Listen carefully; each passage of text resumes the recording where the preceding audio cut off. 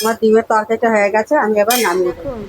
আজকে আমাদের ডিম আর এই আলু আজকে তরকারি হবে।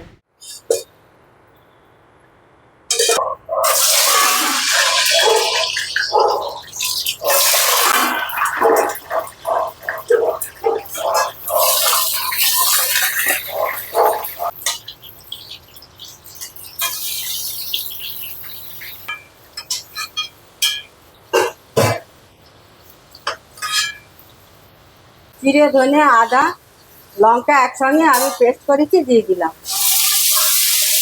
এটা পেঁয়াজ, রসুন,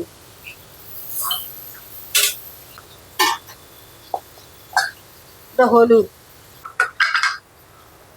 এটা লবণ পরিমাণ মতো দিয়ে দিলাম।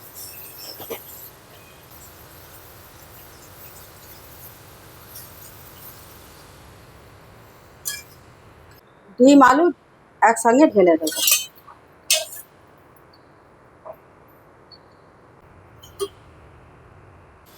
বন্ধুরা দেখুন, আমার ডিমের তরকারি হয়ে গেছে, আর এবার নামিয়ে দেবো।